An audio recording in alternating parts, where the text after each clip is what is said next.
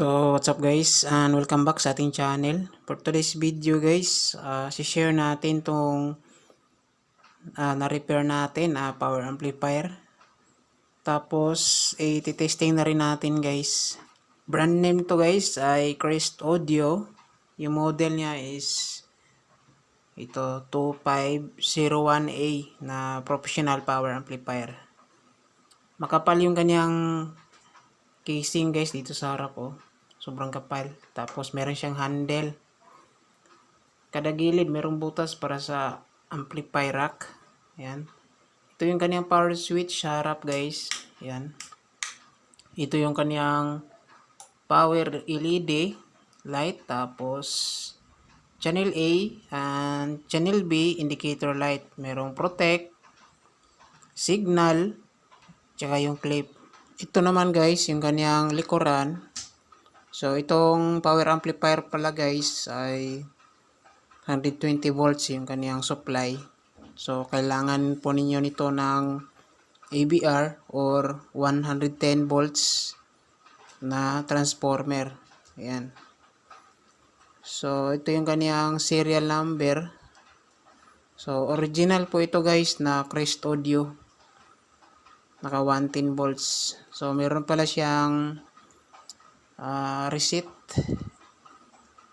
na breaker dito. Ito yung kanyang sa output guys, binding post terminal yung gamit. Channel A and channel B. Yan. Dito sa gilid guys ay may nakalagay na manufacture talaga siya ng Crest Audio. Ayan. So ito yung kanyang input, XLR type A and B. Meron din siyang TRS na type or PL. So ito yung kaniyang level or volume control. Volume control A, volume control B. Tsaka yung mode dito guys ay pwede siya sa stereo and bridge input. Yan. So nasa likuran guys yung kaniyang volume. Yan. Pero kadalasan guys, kapag ginamitan natin to ng mixer at saka processors, pwede lang natin to i-set natin full volume. Tapos doon na tayo mag-set or mag-control sa ating mga processors. So ito pala yung kanyang laman ng Crest Audio. Bali ito yung kanilang transformer. Ayan. Kakaiba yung kanilang transformer guys. Kasi yung mga old model kasi ito na mga power amp. Yan. Dahil yung mga bagong power amp ngayon is toroidal yung gamit. Ito is EI core na gamit. Yan. Tapos kagandahan lang dito guys ay pure copper yung ginamit nila. Malaki yung ampere. Yan. Tapos malaki yung kanyang transformer. Ayan. So, yung kanyang capacitor dito guys, hindi lang natin makita kasi walang value. Yan, dalawang capacitor. Tapos, ito yung kanyang bridge diode.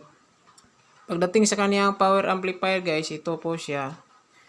Ito yung channel A, tsaka sa channel B. Ayan. Unique din kanyang circuit guys dito. Ayan. Malinis yung pagkagawa. Tapos yung kanyang disenyo guys, hindi tulad ng mga class H. Ayan. So ito, hindi ako sure kung anong type na board yung ginamit dito guys. Pero yung sa supply niya is isa lang. Yan. Yung palang voltahe nito guys, yung kaniyang DC dito, nasukat natin around 60. Yan. So, tataas pa to around 60, 70 kung meron kang saktong EBR. Kasi ito guys, maliit lang kasi yung gamit ko dito pang testing na 110 volts. Kapag pinatagalan ko ng sound check or pinalakasan, madaling umiinit yung aking transformer. Yan kasi maliit lang kasi. So need ito ng malaking amperahe na 110 volts or ABR. Ayan. So, yung problema pala nito guys, nung dumating dito, yung sabi ni Bossing is nasaksak niya daw to sa 220. Ayan.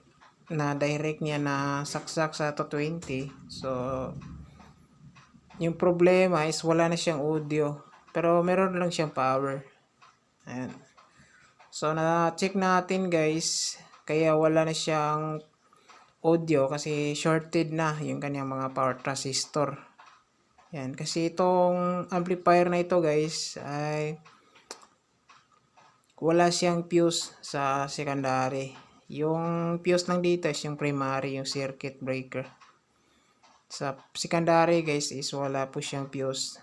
Which is output ng DC dito is diretso na dito sa kanyang mainboard na channel 1 tsaka sa channel 2. So na-check natin guys yung pinakamalala na problema dito is yung channel A.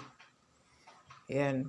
So malaki yung tama sa channel A kasi halos lahat na power transistor is shorted talaga guys, yung kaniyang power transistor.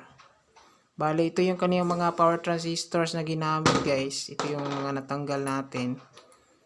Which is TO3 type na transistors. Yan. Ito yung mga ginagamit sa mga old model na mga power amp. Or siguro ito talaga yung mga power transistor na ginagamit ng mga Crestodio. Yan, kasi sa ibang bansa po ito galing. Ito pa yung mga ginagamit nila. Yung ginagamit sa booster dati. Ayan. So, ito, yung value na nakakabit dyan sa amplifier guys. MG15022. Tapos, MG15023. So, yung kanyang brand ng transistor is Mexico. Tapos meron siyang logo dito guys, parang M sa taas. Ayan. So shorted yung kanyang power transistor dito sa channel A. Tapos meron pa tayong nakuha na mga driver. Ito yung nagpapahirap sa atin, yung maliliit na mga resistor. Ayan. Merong shorted. Lalong-lalo na to, ito yung isa din nagpapahirap sa atin. Yan, yung mylar niya shorted. Kaya medyo natagalan tayo guys. Tapos malala dito guys, yung na-order natin sa Shopee. Yan. Kasi inorderan ko to ng pizza guys sa Shopee. Yan, same dito na value. Yung nagalagay sa Shopee is original pa daw. Ito yung nabili natin. Ang nakakalungkot guys is sobrang mahal. Tapos yung pinadala ni seller sa China, kasi ako naka-direct dito guys. Yan, yung pinadala ni seller is iba yung value.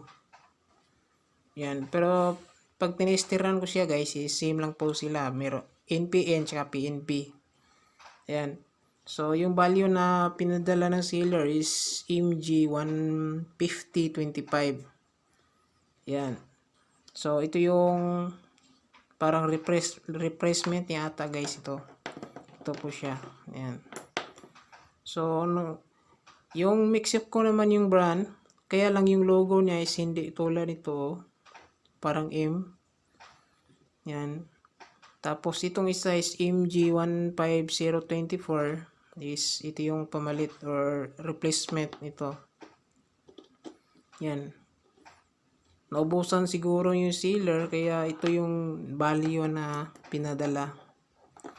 Yan. So, goods naman siya guys, no? Nung pinalit natin siya, nung ikinabit natin siya sa mainboard ito, is tumutunog na siya.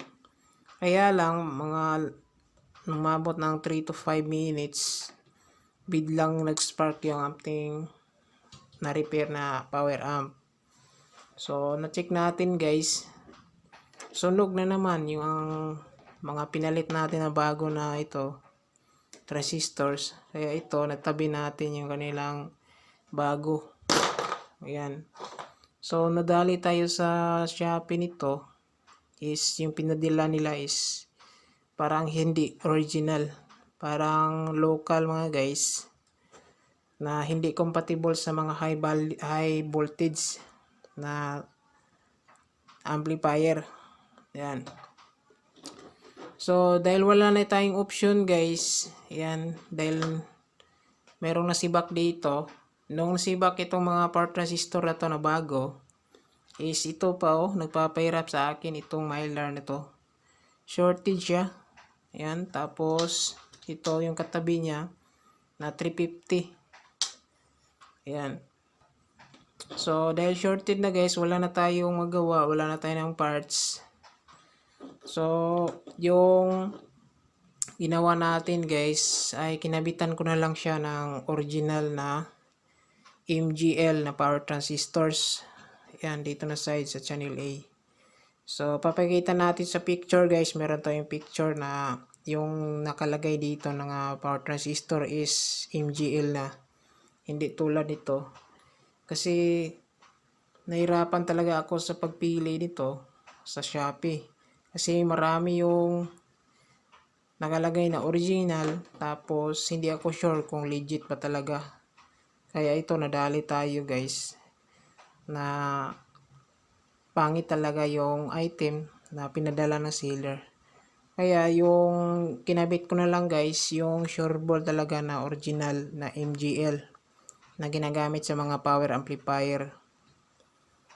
Ayan, kasi yung binibilhan ko talaga sa Shopee is nasa Manila lang. Yan, yung legit na palagi kong ino-ordera ng pyesa na pure original talaga guys. Pero ito, wala silang stock nito guys, itong ganitong klase na transistor na TO3. Kaya napilitan akong umorder sa direct sa China, itong mga parts. Kaya lang, dismay ako dahil pag tap natin is nasira agad. So, hindi totally original yung parts na binibigay nila sa atin. Ayan. Kaya medyo natagalan tayo dahil paulit-ulit ng pagbaklas para lang ma-sureball natin na maayos yung ating gawa. So, ito, goods na to. Yung channel A nito guys ay goods na rin to. Malit lang yung problema sa channel A. Yan, kasi yung sa channel A guys is goods pa lahat. Goods pa lahat. Yung kaniyang ganito na power transistor. Yan. Yung bumigay lang is driver lang. Dito, driver na transistor. Ayan. So, ito, channel A, goods na. Channel B, na-fix na rin natin. Napatunog na natin to. Tapos, yung amplifier na to guys, yung kanilang blower is dinadaan pa nila sa thermostat. Or, kapag iinit na yung amplifier is, iikot lang tong blower na to kapag medyo mainit na yung amplifier. So, ginawa ko guys, kinuha ko talaga yung pinaka main 24 volts dahil para kapag naka-power on amplifier is direct na siya na gagana yung blower.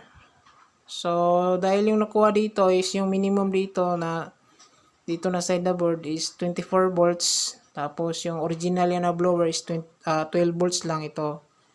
Ito yung original niya, 12 volts. Tinanggal natin.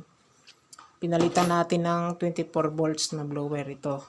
Para match sa voltahe dito. Tapos pag naka-power on na guys, direct na gagana yung kaniyang ito blower. So ito guys, iti-testing natin. titesting natin guys. Dito lang tayo sa loob kasi pangit yung panahon sa labas. Mga 3 araw ko talaga ito, paulit-ulit na pagbaklas sa pagre-repair. Yan, dahil ang layunin talaga natin is magawa natin ng maayos. Ayan. So, i-testing natin guys. Gamit lang tayo ng mixer. Ayan.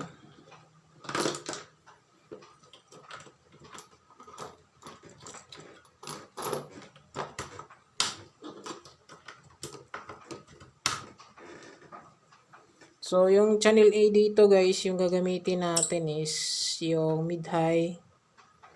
Tapos, channel B is yung sub. Ito guys, mid-high tsaka sub. So, play muna ako ng music guys. So, ito guys, titesting na natin. So, power on natin guys.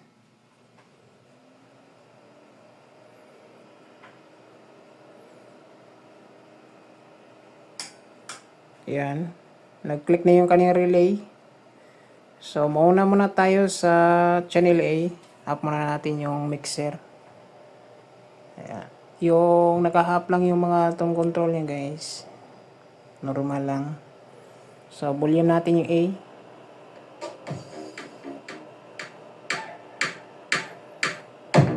So, ito yung channel A na malaki yung damage.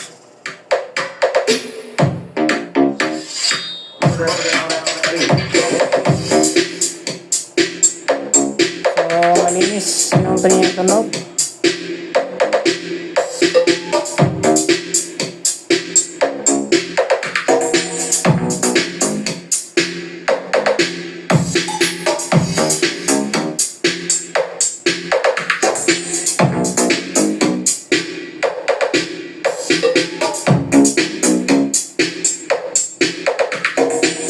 DJ Wesley John, Mad Live Remix.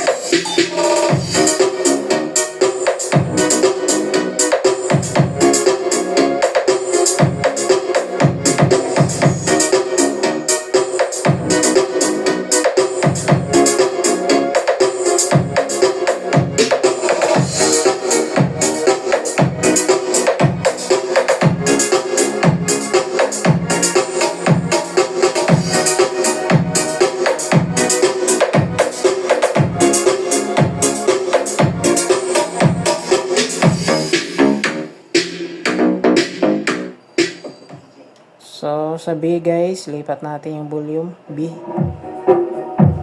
Yung B natin guys, bass po yan.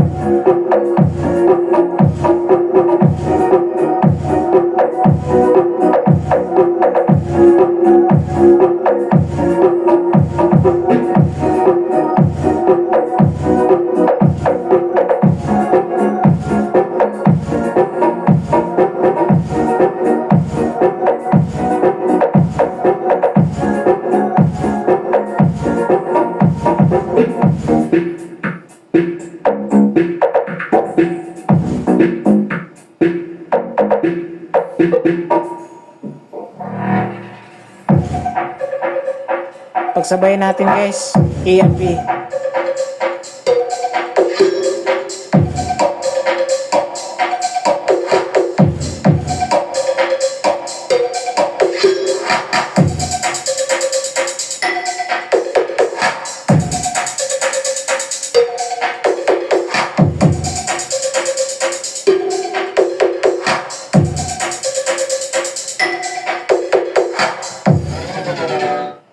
Yan. So, mainit na yung ating 110 volts na nangamoy na wire.